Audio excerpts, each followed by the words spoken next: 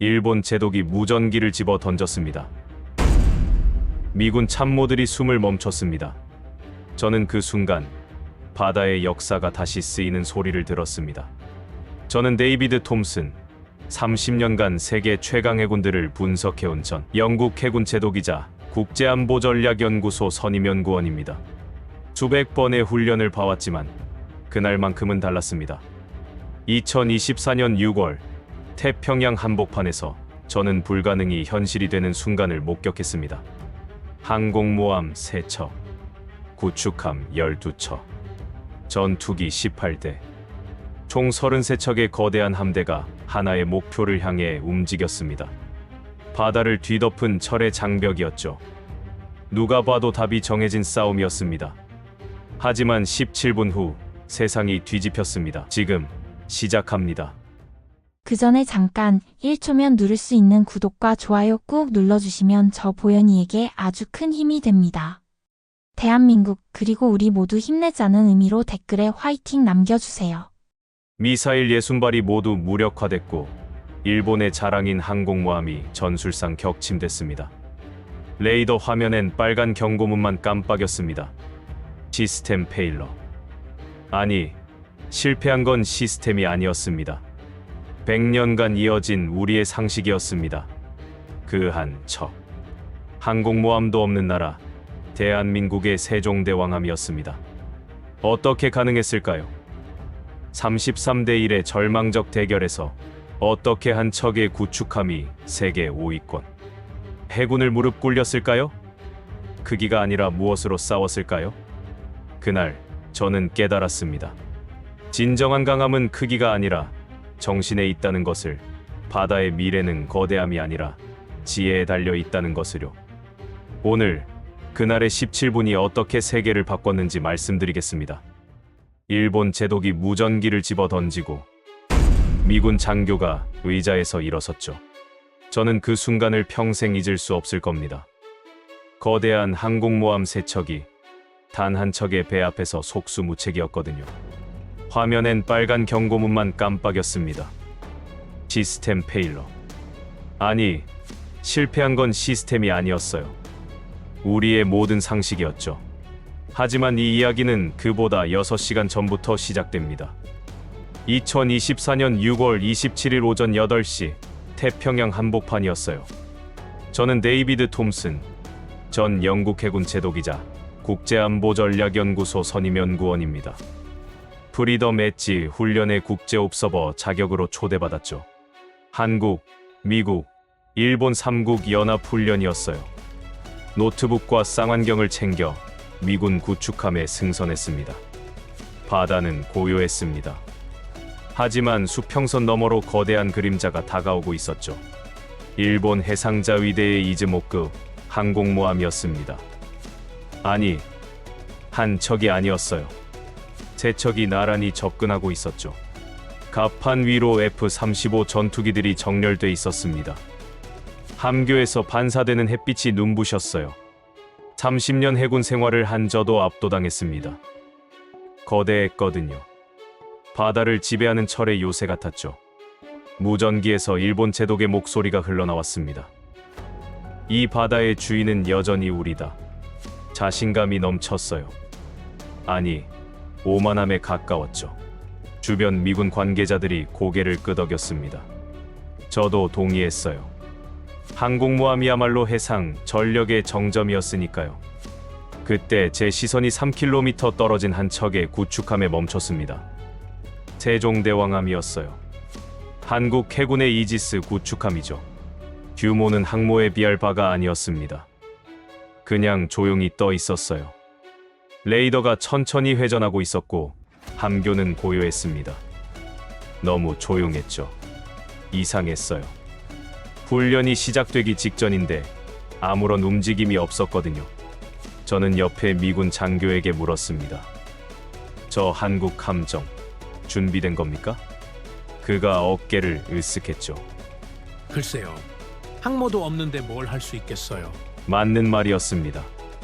적어도 그 순간엔 그렇게 믿었죠. 오전 9시 15분 훈련 개시 신호가 떨어졌습니다. 일본 항모에서 전투기 6대가 동시에 이륙했어요. 엔진 굉음이 바다를 찢었습니다. 갑판 위로 열기가 일렁였죠. 미군 함정에서 박수 소리가 터져 나왔어요. 장관이었거든요. 하늘을 가르는 전투기들, 바다를 뒤덮는 항모의 그림자, 완벽한 퍼포먼스였습니다. 저는 쌍안경을 들고 다시 세종대왕함을 봤습니다. 여전히 조용했어요. 움직임도 없었죠. 마치 잠든 것처럼 보였습니다. 아니, 폭풍 전야 같았어요. 고요하지만 뭔가 긴장감이 감돌았거든요. 제 손이 떨리기 시작했습니다. 이상한 느낌이었죠. 설명할 수 없는 불안감이었어요. 일본 함교에서 무전이 날아왔습니다. 타겟 세종대왕함 추적 개시. 모의 미사일 발사 신호였어요. 레이더 스크린에 궤적이 그려지기 시작했습니다. 드문의 발에 미사일이 세종대왕함을 향했죠. 훈련이지만 긴장감은 실전 같았어요. 모두가 스크린을 응시했습니다. 그 순간이었습니다. 한 줄의 신호음이 들렸어요. 낮고 짧았지만 또렷했죠. 세종대왕함에서 나온 소리였습니다. 동시에 레이더 스크린이 흔들렸어요. 일본 미사일 궤적이 미세하게 흔들리기 시작했죠. 처음엔 오차라고 생각했습니다. 하지만 아니었어요. 궤적이 하나씩 사라지기 시작했거든요. 뭐야? 이거? 옆 장교가 중얼거렸습니다. 저도 말문이 막혔어요. 레이더 화면에 빨간 경고등이 깜빡이기 시작했습니다. 일본 함교에서 고함이 들렸죠. 좌표 손실 다시 확인. 관측실 안이 술렁이기 시작했습니다. 미군 참모가 헤드셋을 벗으며 동료를 쳐다봤어요. 이거 정상입니까? 누군가 키보드를 두드렸죠. 하지만 결과는 같았습니다. 드문의 발의 미사일 중 이미 12발이 목표를 잃었어요. 세종대왕함은 여전히 조용했습니다. 레이더만 천천히 회전하고 있었죠. 하지만 뭔가 달라졌어요. 공기가 바뀌었습니다. 전장의 균형이 무너지기 시작한 거였죠. 저는 노트북 화면을 응시했어요. 데이터가 실시간으로 업데이트되고 있었습니다. 미사일 명중률 0%, 전자전 간섭 신호 포착, 출처 세종대왕함. 저는 쌍안경을 내려놓고 스크린을 응시했습니다. 심장이 빠르게 뛰었어요. 30년 해군 생활에서 느껴본 적 없는 긴장감이었죠. 일본 제독의 목소리가 무전기를 타고 흘러나왔습니다. 훈련 중지 요청. 목소리가 떨리고 있었어요. 그때 깨달았습니다. 이건 시작일 뿐이라는 거요. 그리고 앞으로 벌어질 일은 제 모든 상식을 무너뜨릴 거라는 거요. 훈련이 중단됐습니다. 아니, 정확히는 멈춰버렸죠. 일본 함교는 혼란에 빠졌어요. 무전기에서 일본어 고함이 터져 나왔습니다. 미군 관측실도 마찬가지였죠. 참모들이 모니터 앞에 모여들었어요. 저는 노트북을 열고 데이터를 확인하기 시작했습니다. 숫자는 거짓말하지 않습니다. 미사일 24발 중 23발이 목표를 상실했어요. 단 한 발만이 세종대왕함 근처 500m 지점에 도달했죠. 명중률 4.2%. 30년 해군 경력에 이런 수치는 처음 봤습니다. 이건 실패가 아니었어요. 학살이었죠. 저는 화면을 멍하니 바라봤습니다. 믿기지 않았거든요. 일본 해상자위대는 세계 5위권 해군력이에요. 최신 이지스 시스템을 갖춘 항공모함 전단이었죠. 그런데 단 한 척의 구축함 앞에서 무력화됐습니다. 이론적으로 불가능한 일이었어요. 하지만 숫자는 눈앞에 있었습니다.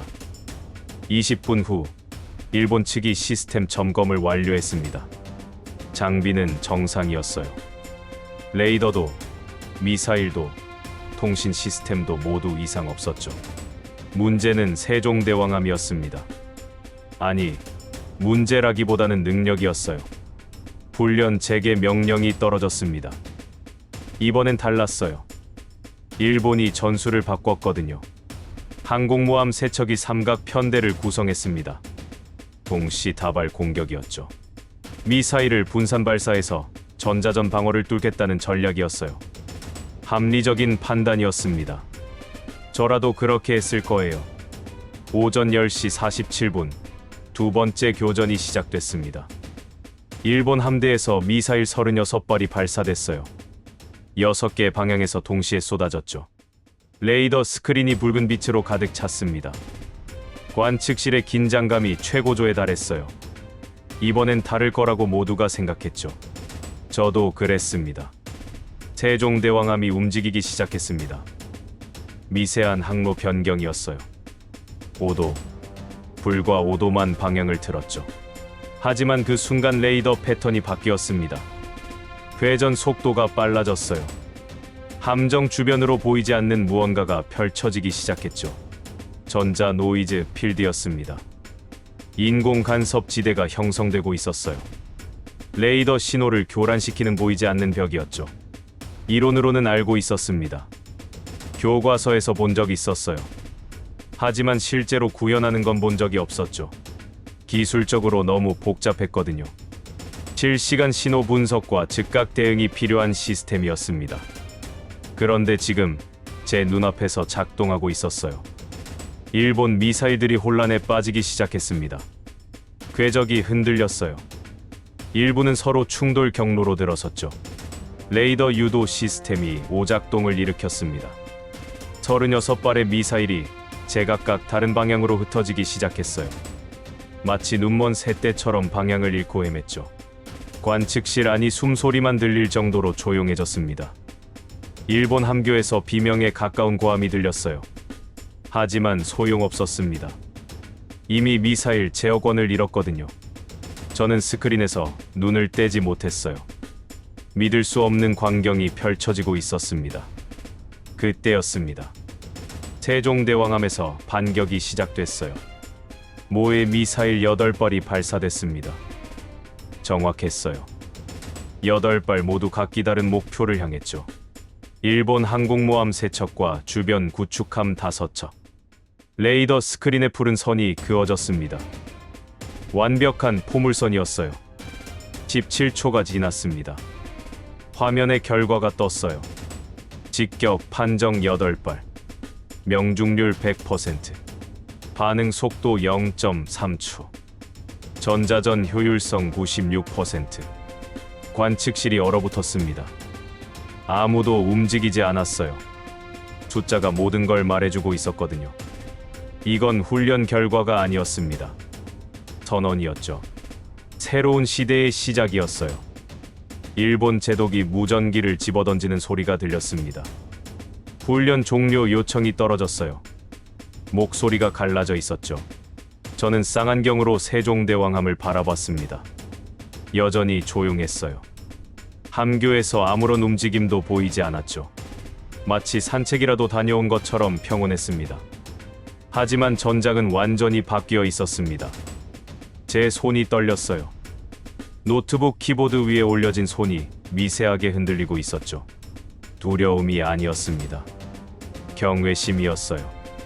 30년 해군 생활을 하면서 느껴본 적 없는 감정이었죠. 저는 화면을 보며 중얼거렸습니다. 항공모함의 시대가 끝나가고 있다고요.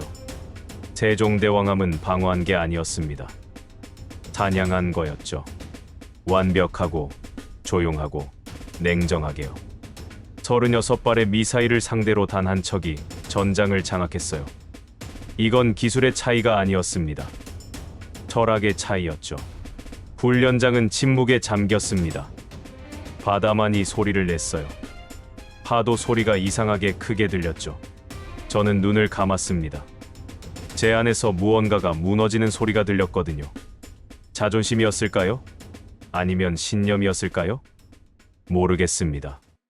다만 한 가지는 확실했어요. 오늘 이후 저는 바다를 다르게 볼 거라는 거요. 훈련이 끝났습니다. 하지만 아무도 떠나지 않았어요. 관측실엔 무거운 침묵만 가득했습니다. 미군 참모들은 서로 눈만 마주쳤죠. 일본 연락장교는 창밖만 바라보고 있었어요. 누구도 말을 꺼내지 않았습니다. 무슨 말을 해야 할지 몰랐거든요. 저는 노트북 앞에 앉아 데이터를 다시 열었습니다. 숫자를 보면 이해할 수 있을 거라고 생각했어요. 항상 그랬으니까요. 30년간 저는 데이터로 전쟁을 분석했습니다. 함정의 속도, 미사일의 궤적, 레이더의 반응 시간, 모든 걸 숫자로 이해했죠. 하지만 이번엔 달랐습니다. 첫 번째 교전 기록을 열었어요. 일본 미사일 스무네발의 궤적 로그가 펼쳐졌습니다. 발사 후 3.7초까지는 정상이었어요. 모든 미사일이 세종대왕함을 향해 직진했죠. 그런데 3.8초부터 변화가 시작됐습니다. 미세한 떨림이었어요. 궤적이 0.002도씩 흔들리기 시작했죠. 너무 작은 각도여서 처음엔 오차라고 생각할 수 있었습니다. 하지만 0.3초마다 정확히 반복됐어요. 규칙적이었습니다. 이건 오차가 아니었죠. 의도된 간섭이었어요. 세종대왕함의 전자전 신호 로그를 확인했습니다. 완벽했어요. 0.3초 단위로 주파수를 바꾸며 간섭 신호를 송출했습니다. 각 미사일의 레이더 주파수를 실시간으로 분석하고 정확히 0.3초마다 최적의 교란 신호를 쏘아 올렸죠. 드문 4개의 서로 다른 주파수를 동시에 처리한 겁니다. 저는 숨이 막혔어요. 이건 인간이 할 수 있는 작업이 아니었습니다. 인공지능도 어려운 수준이었죠. 실시간 신호 분석, 즉각 대응, 다중 목표 동시 처리. 이 모든 걸 0.3초 단위로 반복한 겁니다. 17분간 멈추지 않고요. 두 번째 교전 기록을 열었습니다. 더 놀라웠어요. 일본이 36발로 늘렸을 때 세종대왕함의 대응도 진화했습니다. 이번엔 노이즈 필드를 형성했죠. 함정 주변 3km 반경에 전자기 간섭지대를 만들었어요. 36개 미사일의 레이더를 동시에 무력화시킨 겁니다. 그리고 반격했습니다. 8발의 미사일이 발사됐어요. 각 미사일은 서로 다른 목표를 향했죠. 발사 간격은 0.2초. 명중 시간 차이는 0.1초 이내였습니다. 이건 우연이 아니었어요. 계산된 타이밍이었죠. 적이 대응할 시간조차 주지 않으려는 의도였습니다. 저는 화면에서 눈을 떼지 못했어요. 영국 해군 시절 저는 최고의 전자전 교육을 받았습니다. 나토 훈련에서도 전자전 시나리오를 수십 번 경험했죠. 하지만 이런 수준은 본 적이 없었어요. 이건 교과서를 다시 써야 하는 수준이었습니다. 누군가 제 어깨를 두드렸습니다. 한국 해군 연락장교였어요. 그가 작은 목소리로 말했습니다. 함장께서 잠깐 뵙고 싶어 하신다고요.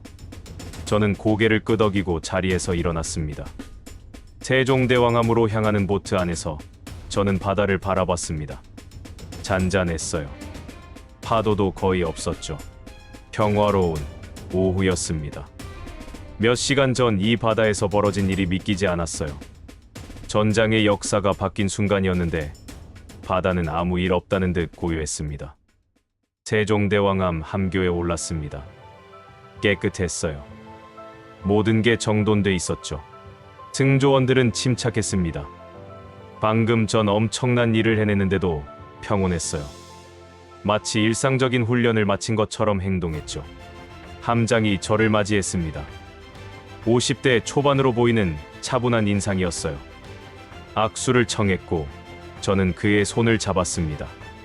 단단했죠. 흔들림이 없었어요. 함장은 간단히 말했습니다. 훈련에 참관해 주셔서 감사하다고요. 그리고 한마디를 덧붙였죠. 저희는 늘 준비하고 있습니다. 짧은 말이었습니다. 하지만 무게가 있었어요. 자랑이 아니었습니다.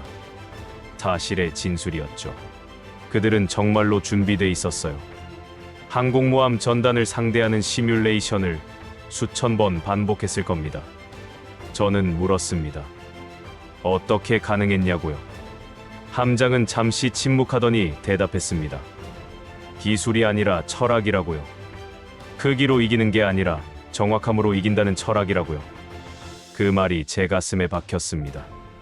함교를 나왔을 때 저는 다른 사람이 돼 있었습니다. 보트로 돌아오는 길, 저는 세종대왕함을 다시 바라봤어요. 더 이상 작은 구축함으로 보이지 않았습니다. 거대한 무언가로 보였죠. 크기가 아니라 존재감이었어요.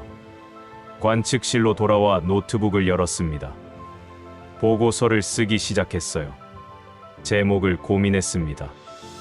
여러 단어가 떠올랐죠. 혁신, 우수성, 압도. 하지만 그 어떤 단어도 맞지 않았어요. 결국 이렇게 썼습니다. 재정의. 세종대왕함은 전투함을 재정의했습니다. 해전을 재정의했어요. 그리고 제 신념을 재정의했죠. 저는 첫 문장을 타이핑했습니다. 한국은 함정을 만든 것이 아니라 전장의 언어를 다시 썼다. 손이 떨렸어요. 30년 해군 경력의 영국 제독이 이런 문장을 쓰게 될 줄은 몰랐습니다. 자존심이 상했을까요? 아니었어요. 이상하게도 마음이 후련했습니다. 진실을 인정하는 건 패배가 아니었어요. 성장이었죠. 창밖으로 노을이 지고 있었습니다. 세종대왕함의 실루엣이 붉게 물들었어요. 저는 그 모습을 오래 바라봤습니다. 오늘 이후 제 보고서는 세계를 바꿀 겁니다. 그리고 저도 바뀔 거예요. 다음 날 아침, 긴급 회의가 소집됐습니다. 훈련본부 회의실은 냉기로 가득했어요. 에어컨 때문이 아니었습니다. 분위기였죠. 일본 대표단은 얼굴이 굳어 있었고 미군 참모들은 서류만 뒤적였어요. 저는 구석 자리에 앉아 상황을 지켜봤습니다. 일본 측 수석 대표가 입을 열었습니다. 결과 보류를 요청한다고 했어요. 데이터에 이상이 있다는 주장이었죠. 세종대왕함의 전자전 신호가 비정상적이라고 했습니다. 재검증이 필요하다고 목소리를 높였어요. 저는 그 말을 들으며 씁쓸하게 웃었습니다. 비정상이 아니었어요. 그들이 이해할 수 없을 뿐이었죠. 인정하고 싶지 않은 겁니다. 30년 해군 생활을 하며 이런 장면을 여러 번 봤어요. 예상치 못한 패배 앞에서 사람들은 결과를 의심하기 시작합니다. 진실보다 자존심이 앞서는 거죠. 회의는 2시간 동안 이어졌습니다. 같은 주장의 반복이었어요. 일본은 시스템 오류를 주장했고 미국은 중립을 지키려 했죠. 한국 대표단은 침묵했습니다. 말할 필요가 없었거든요. 데이터가 모든 걸 증명하고 있었으니까요. 회의가 끝나고 저는 분석실로 향했습니다. 직접 확인하고 싶었어요. 정말 데이터에 문제가 있는지 말입니다. 미군 전자전 분석팀이 이미 작업 중이었죠. 저는 그들 옆에 앉아 화면을 들여다봤습니다. 세종대왕함의 전자전 로그가 펼쳐졌어요. 완벽했습니다. 모든 신호가 0.0001초 이내에 오차로 기록돼 있었어요. 17분간의 교전 동안 단 한 건의 시스템 오류도 없었죠. 레이더 추적, 신호 분석, 간섭파 송출, 미사일 발사. 모든 과정이 기계처럼 정확했습니다. 아니, 기계보다 정확했어요. 분석관이 중얼거렸습니다. 인공지능 기반 시스템일 거라고요. 하지만 로그를 보니 수동 개입 흔적도 있었습니다. 인간과 기계의 완벽한 조화였어요. 시스템이 판단하고 인간이 승인하고 다시 시스템이 실행하는 구조였죠. 저는 한숨을 쉬었습니다. 이건 오류가 아니었어요. 완성도였습니다. 한국이 수십 년간 준비한 결과물이었죠. 저는 화면을 보며 깨달았습니다. 세계가 항공모함에 집중하는 동안 한국은 다른 길을 걷고 있었다는 거요. 오후 늦게 저는 다시 세종대왕함을 찾았습니다. 공식 방문은 아니었어요. 개인적으로 궁금한 게 있었거든요. 함장은 흔쾌히 만나주었습니다. 우리는 함교 밖 갑판에 섰어요. 바람이 불었죠. 저는 솔직하게 물었습니다. 어떻게 이런 시스템을 만들었냐고요? 얼마나 오래 준비했냐고요? 함장은 잠시 바다를 바라보더니 조용히 대답했습니다. 15년입니다. 15년이라는 숫자가 무겁게 다가왔어요. 함장은 계속 말했습니다. 처음엔 모두가 불가능하다고 했다고요. 항공모함 없이 어떻게 바다를 지키냐고 비웃었다고 했죠. 하지만 그들은 다른 방법을 찾았습니다. 크기가 아니라 정확함으로 힘이 아니라 지능으로 싸우는 방법을요. 저희는 화려함을 추구하지 않습니다. 함장이 말했습니다. 정확함을 믿습니다. 그 말이 제 가슴에 박혔어요. 저는 평생 화려함을 쫓았습니다. 거대한 항공모함, 수십 대의 전투기, 압도적인 함대. 그게 해군력이라고 믿었죠. 영국 해군의 전통이었고 나토의 교리였어요. 하지만 지금 제 앞에 서 있는 사람은 다른 철학을 증명해 보였습니다. 저는 물었습니다. 두렵지 않았냐고요. 세계가 다 항공모함으로 갈 때 혼자 다른 길을 가는 게요. 함장은 고개를 저었습니다. 두려웠던 건 따라가는 것이었습니다. 우리만의 길을 찾는 게 더 확실했죠. 저는 아무 말도 할 수 없었어요. 갑판을 떠나며 저는 수평선을 바라봤습니다. 석양이 지고 있었어요. 하늘이 붉게 물들었죠. 아름다웠지만 슬펐습니다. 뭔가 끝나가는 느낌이었거든요. 항공모함의 시대였을까요? 아니면 제 시대였을까요? 모르겠습니다. 다만 확실한 건 세상이 바뀌고 있다는 거였어요. 그리고 저는 그 변화를 목격하고 있었죠. 호텔로 돌아와 노트북을 열었습니다. 보고서를 계속 써야 했어요. 하지만 손이 움직이지 않았습니다. 머릿속이 복잡했거든요. 30년간 쌓아온 신념이 흔들리고 있었어요. 창밖으로 훈련장이 보였습니다. 어둠 속에 세종대왕함의 불빛이 보였어요. 작은 빛이었지만 또렷했습니다. 저는 그 빛을 한참 바라봤어요. 그리고 깨달았습니다. 크기가 중요한 게 아니라는 거요. 밝기도 아니었습니다. 중요한 건 방향이었어요. 어디를 향하고 있느냐였죠. 세종대왕함은 명확한 방향을 갖고 있었습니다. 15년간 흔들리지 않고 그 길을 걸었어요. 그리고 오늘 세계에 증명해 보였죠. 저는 키보드에 손을 올렸습니다. 타이핑을 시작했어요. 이번엔 주저함이 없었습니다. 써야 할 말이 명확했거든요. 전쟁의 기준이 바뀌고 있다. 그리고 한국은 이미 새로운 기준을 세웠다. 문장이 흘러나왔습니다. 30년간 썼던 보고서와는 달랐어요. 객관적 분석이 아니었습니다. 고백이었죠. 한 제독의 솔직한 고백이었어요. 밤이 깊어갔습니다. 저는 쉬지 않고 썼어요. 새벽 3시가 넘어서야 손을 멈췄습니다. 보고서는 완성됐죠. 제목을 다시 봤습니다. 재정이 맞는 단어였습니다. 오늘 본 건 혁신이 아니었어요. 재정이었죠. 해전의 재정에, 해군력의 재정에, 그리고 제 신념의 재정이었습니다. 저는 노트북을 덮고 창밖을 바라봤습니다. 동이 트고 있었어요. 새벽 5시, 제 호텔 방 문을 누군가 두드렸습니다. 한국 해군 연락장교였어요. 손에 봉인된 서류 봉투를 들고 있었습니다. 세종대왕함 기술 브리핑 자료였죠. 봉인을 뜯었습니다. 다층 통합 전투체계 세종대왕급 구축함 전자전 모듈. 제목만 봐도 심장이 뛰었습니다. 페이지를 넘겼어요. 복잡했지만 아름다웠습니다. 마치 교향곡 악보 같았죠. 시스템은 3계층이었습니다. 첫 번째, 스파이1 레이더가 초당 80회 회전하며 500km를 스캔했습니다. 두 번째, 인공지능이 0.01초 만에 신호를 분류했죠. 세 번째, 전자전 모듈이 0.3초 안에 대응했습니다. 성능 지표를 봤습니다. 동시 추적 가능 목표 1000개. 미사일 요격 정확도 98.3%. 반응 속도 0.2초. 손이 떨렸습니다. 마지막 페이지에 작은 글씨가 있었습니다.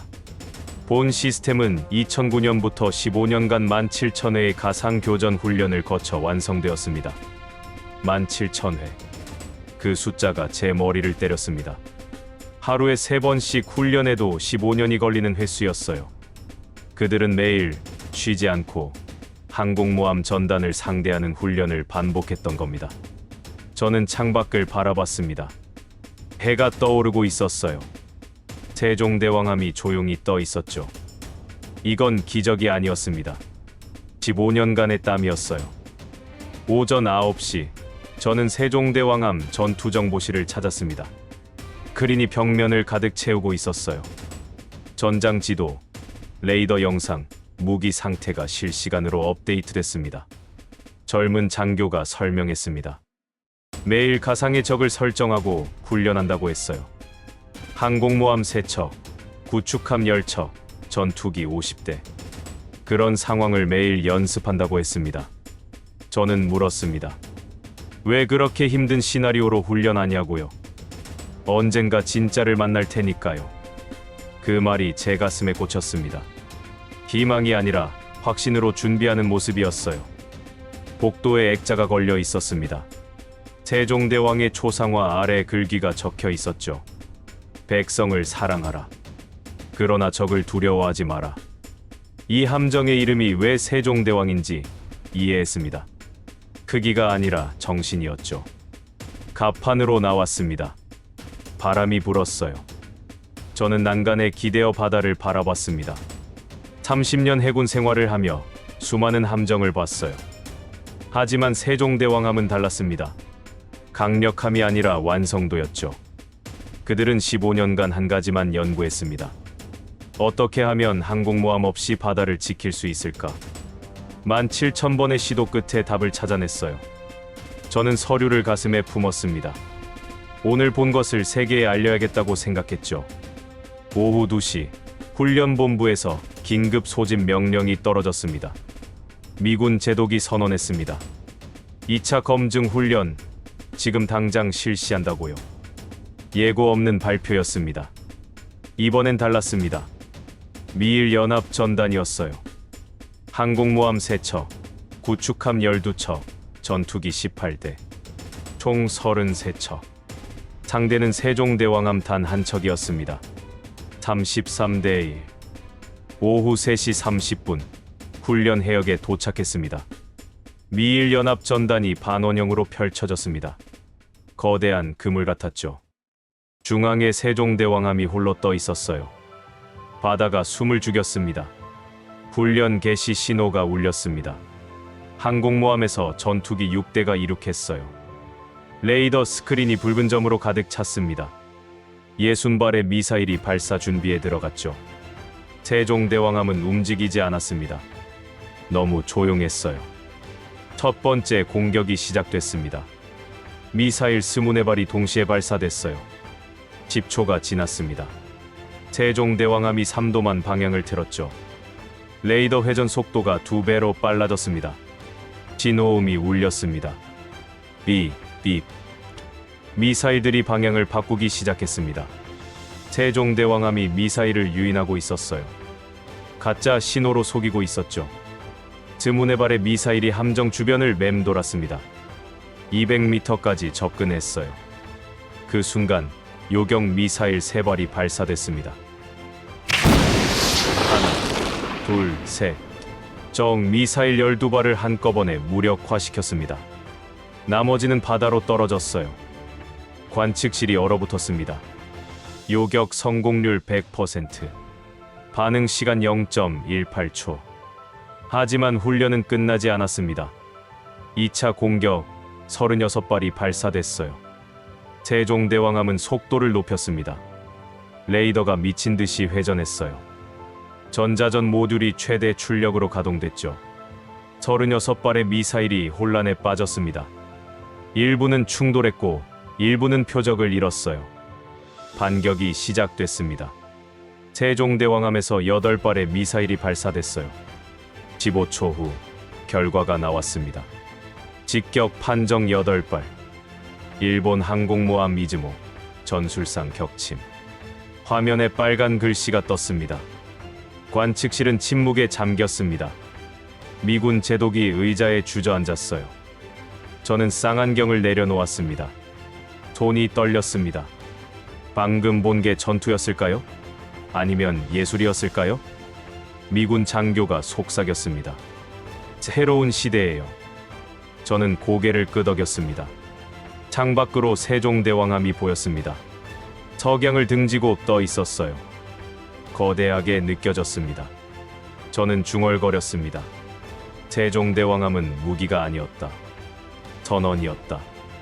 다음 날 오전 10시 훈련본부 대강당이 열렸습니다. 공식 결과 발표였어요. 300명이 넘는 군 관계자와 언론이 모였습니다. 조명이 어두워졌습니다. 스크린에 숫자가 나타났습니다. 세종대왕함 97.6%, 2위와의 격차 43.2%포인트. 강당이 조용해졌습니다. 숫자가 모든 걸 말해줬어요. 한숨 소리가 들렸고 누군가는 고개를 저었습니다. 일본 대표단이 자리에서 일어났습니다. 조용히 고개를 숙이고 천천히 강당을 빠져나갔습니다. 패배를 인정하는 모습이었어요. 미군 제독이 마이크 앞에 섰습니다. 결과는 유효합니다. 한마디였지만 무게가 있었습니다. 미국이 공식 인정한 순간이었죠. 기자들이 노트북을 두드렸습니다. 카메라 셔터 소리가 끊이질 않았어요. 저는 노트북을 열었습니다. 실시간 뉴스가 쏟아졌어요. CNN 작은 구축함이 항모를 꺾다. BBC 해양 전력의 새 이름 한국. 일본 언론은 단 한 줄. 결과는 유효하다. 오후 2시 전장 전략 회의가 열렸습니다. 각국 제독들만 참석한 비공개 회의였어요. 분위기는 무거웠습니다. 부정하는 목소리들이 나왔어요. 훈련일 뿐이라는 변명이었죠. 하지만 숫자는 거짓말하지 않았습니다. 97.6%. 제 차례가 왔습니다. 일어서는 순간 다리가 떨렸어요. 저는 천천히 말했습니다. 항공모함이 100년간 바다를 지배했다고. 하지만 지금 새로운 기준이 나타났다고요. 지능이었습니다. 정확함이었어요. 두려움이라는 단어를 꺼냈습니다. 진실 앞에서 느끼는 감정이라고 말했죠. 박수가 터져 나왔습니다. 1명, 2명, 결국 회의실 전체가 박수를 쳤습니다. 새로운 시대를 받아들이는 순간이었어요. 회의가 끝나고 특별 영상이 상영됐습니다. 세종대왕함의 훈련 영상이었어요. 오케스트라 음악이 깔렸습니다. 웅장했어요. 드럼 소리가 심장을 울렸습니다. 마지막 장면. 세종대왕함이 석양을 배경으로 떠 있었어요. 태극기가 바람에 펄럭였죠. 자막이 떴습니다. 대한민국 해군 바다를 다시 쓰다. 강당이 침묵에 잠겼습니다. 누군가 훌쩍이는 소리가 들렸어요. 제 눈시울도 뜨거웠습니다. 한 나라의 의지가 15년의 노력이 17,000번의 훈련이 만들어낸 결과였습니다. 밤이 됐습니다. 호텔 창밖으로 세종대왕함의 불빛이 보였어요. 작은 빛이었지만 강렬했습니다. 세계는 이미 바뀌었습니다. 그리고 한국은 그 중심에 서 있었어요. 귀국길 비행기 아니었습니다. 창밖으로 태평양이 펼쳐져 있었어요. 평화로웠습니다. 일주일 전 그 바다에서 벌어진 일이 믿기지 않을 만큼요. 저는 노트북을 열었습니다. 보고서를 마무리해야 했어요. 제목은 재정의 세종대왕함이 바꾼 해전의 미래. 커서가 깜빡였지만 손이 움직이지 않았습니다. 눈을 감았습니다. 첫날이 떠올랐어요. 일본 항공모함 세척이 바다를 가득 채웠던 순간, 저는 항모야말로 바다의 왕이라고 확신했었죠. 30년간 믿어온 진리였으니까요. 하지만 17분 만에 무너졌습니다. 세종대왕함 한 척이 모든 걸 뒤집었어요. 제 신념이 흔들리던 순간이었습니다. 영국 해군 시절이 생각났습니다. 20대 젊은 장교였던 저는 항공모함 함교에 섰어요. 자부심이 가득했죠. 크기가 곧 힘이라고 배웠습니다. 지금 생각하면 부끄럽습니다. 우리는 크기만 키웠어요. 하지만 한국은 다른 질문을 했습니다. 어떻게 하면 더 정확할 수 있을까? 15년간 답을 찾았고 17,000번의 시뮬레이션 끝에 증명해 보였습니다. 저는 키보드에 손을 올렸습니다. 한국 해군은 함정을 만든 것이 아니라 전쟁의 언어를 다시 썼다. 손이 멈추지 않았어요. 3일간 목격한 모든 것이 쏟아져 나왔습니다. 특히 한 장면이 선명했습니다. 젊은 장교가 말했죠. 언젠가 진짜를 만날 테니까요. 희망이 아니라 확신으로 준비하는 모습이었습니다. 그들은 화려함을 추구하지 않았다. 정확함을 믿었다. 창밖 구름이 붉게 물들고 있었습니다. 석양이었어요. 뭔가 끝나는 느낌이었습니다.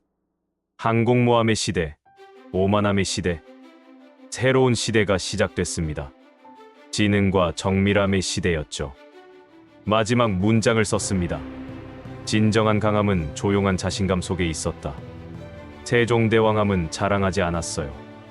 그냥 묵묵히 준비했습니다. 15년간 쉬지 않고요. 저는 주머니에서 사진을 꺼냈습니다. 세종대왕함 사진이었어요. 석양을 배경으로 떠 있는 모습. 태극기가 바람에 펄럭이고 있었죠. 더 이상 작은 구축함으로 보이지 않았습니다. 거대하게 느껴졌어요. 한 나라의 의지가 담긴 상징이었습니다. 보고서 마지막 문장을 썼습니다. 프리덤 엣지 훈련은 끝났지만 세계는 이제 한국을 기준으로 움직일 것이다. 노트북을 덮었습니다. 50페이지. 제 인생에서 가장 정직한 보고서였습니다. 한 제독의 고백이었어요. 기내 방송이 흘러나왔습니다. 런던 히드로 공항 도착 안내였어요. 영국 땅이 보이기 시작했죠.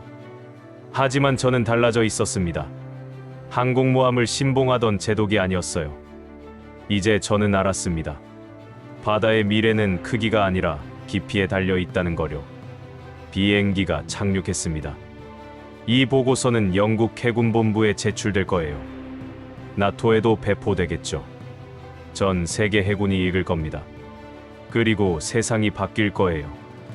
공항을 나서며 저는 하늘을 올려다봤습니다. 런던의 회색 하늘이었어요. 하지만 저는 웃고 있었습니다. 세종대왕함의 이름이 떠올랐습니다. 그 이름은 여전히 바다를 지키고 있을 거예요. 조용히, 하지만 확실하게 말입니다. 감사합니다.